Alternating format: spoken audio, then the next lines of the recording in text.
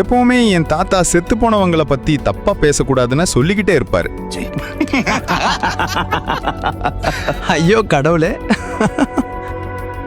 அனன்யா எதையாவது சொல்வதற்குள் அக்ரம் அபினவுடன் வெளியே வந்தார். அபினவின் உடலில் ஒரு சிறிய கீறல் கூட இல்லை. தேவேனும் சன்னியும் அதை பார்த்ததும் அதிர்ச்சியில் வாயடைத்து போய் நின்றனர்.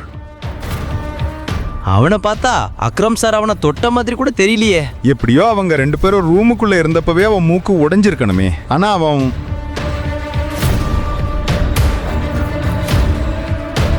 லேடிஸ் அண்ட் ஜென்டில்மேன், நான் உங்களுக்கு ஒருத்தரை அறிமுகப்படுத்த விரும்புறேன்.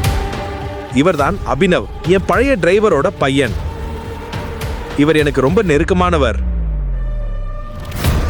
அக்ரம் அபினவை எல்லோருக்கும் அறிமுகப்படுத்தியதும் தேவேனும் சன்னியும் சந்தோஷமாக இருந்தார்கள். ஆனால் அனன்யா அதை கேட்டு அதிர்ச்சி அடைந்தாள். Enjoy the party please. இதையடுத்து அக்ரம் அபினவை தனியாக விட்டுவிட்டு மற்றவர்களை சந்திக்கச் சென்றார். தேவேனும் சன்னியும் ஏன் அக்ரம் அபினவுக்கு இவ்வளவு முக்கியத்துவம் கொடுக்கிறார் என்று இன்னும் புரிந்து கொள்ளவில்லை. சன்னி மற்றும் தேவேன் அவனை பற்றி என்ன நினைத்தார்கள் என்பதை அபினவ் பொருட்படுத்தவில்லை. அன்று இரவுதான் தான் கண்ட தந்தையின் முகம் மட்டுமே அவன் கண்முன் வந்து சென்றது. முழு வீடியோவை பாக்கெட் FM தமிழ் யூடியூப் சேனலில் கண்டு மகிழுங்கள்.